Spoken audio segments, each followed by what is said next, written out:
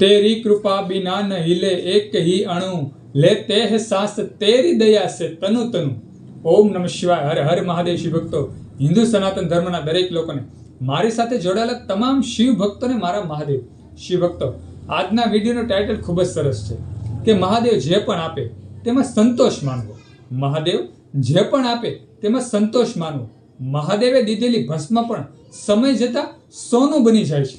શિવ ભક્તો, વાત કરીએ આપણે માલ, મિલકત, ધન, સંપત્તિ કદાચ આપણા જીવનમાં ઓછું હોય, ભગવાન મહાદેવ આપણને કદાચ આવું ઓછું દીધું હોય, વસ્તુ, ધન, સંપત્તિ ઓછી દીધી હોય, ત્યારે આપણે દુઃખી હોઈએ છીએ, ખૂબ કષ્ટી હોય છે આપણા જીવનમાં। ધનની કમી હોય તો એમ કહેવાય કે જીવન થોડું કષ્ટદાયક નહીં પણ વધારે કષ્ટદાયક લાગે છે। આપણે એમ કહેવાય વસ્તુ જોતી હોય તેની પ્રાપ્તિ આપણને ઓછી થાય છે, પણ તેના બદલામાં ભગવાન મહાદેવ કદાચ ઉદાહરણ રૂપે કહું તો એક તેજસ્વી બાળક આપણા ઘરમાં આપી દે। આપણા ઘરમાં રોગ ન હોય, આપણે શરીરથી સુખી હોય, તે પણ ભગવાન ઈશ્વરની દીધેલી એક કૃપા જ કહેવાય। શિવકે તેજસ્વી બાળક હોય, ભણવામાં હોશિયાર હોય, ધીમે ધીમે ધીમે પ્રગતિના પંથે હોય, ભલે સરકારી સ્કૂલમાં ભણતો હોય તો પણ પ્રગતિના પંથે હોય, તે પણ ઈશ્વરની કૃપા જ કહેવાય। ખાલી ધન, સંપત્તિ, માલ, મિલકત, ગાડી, બંગલા આવું બધું આપણા જીવનમાં ભરપૂર હોય તે ઈશ્વરની કૃપા કહેવાય, તેવું નથી હોતું। કદાચ તમારી દ્રષ્ટિ માલ, મિલકત, ધન, સંપત્તિ ઉપર પડતી હોય તો તમે પારખીને તમે ઘરમાં જોજો। જે ઘરમાં એમ કે અતિશય ધન સંપત્તિ હોય ત્યાં તમે પારખીને નિરીક્ષણ કરીને જોજો, તે ઘરમાં રોગ વધારે હોય છે, તે ઘરમાં કંકાસ વધારે હોય છે। શિવભક્ત, આ કાંઈ સુખ નથી।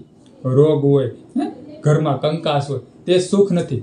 હંમેશા સુખ એને જ કહેવાય કે નિરાતે આપણે શાંતિથી સૂઈ શકીએ, તે જ હંમેશા એમ કહેવાય કે સુખ કહેવાય છે।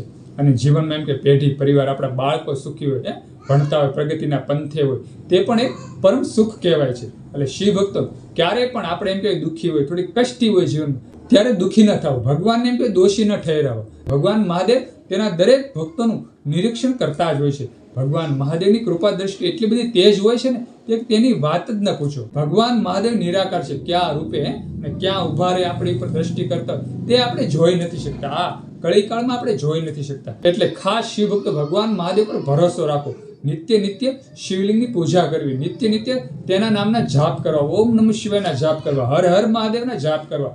સદાય આપણું નિરંતર કલ્યાણ થતું રહેશે, નિરંતર આપણી ચડતી રહેશે। એટલે ખાસ કરીને શિવ ભક્તો, આ એક સુવિચાર મગજમાં રાખજો કે ભગવાન મહાદેવ જે પણ આપે છે તેમાં સંતોષ રાખો। ભગવાન મહાદેવે દીધેલી ભસ્મ પણ સમય જતાં સોનું બની જાય છે। સુંદર એક આ નાનો એવો વિડીયો જો તમને ગમ્યો હોય, ધર્મમય વિડીયો જો તમને ગમ્યો હોય તો વિડીયોમાં લાઈક આપજો, કોમેન્ટમાં હર હર મહાદેવ ઓમ નમઃ શિવાય લખજો, અને આ વિડીયો બીજા આપણા હિન્દુ સનાતન ધર્મના લોકોને શેર કરી દેજો। બધા શિવ ભક્તોને, હિન્દુ સનાતન ધર્મના લોકોને મારા હર હર મહાદેવ અને ઓમ નમઃ શિવાય।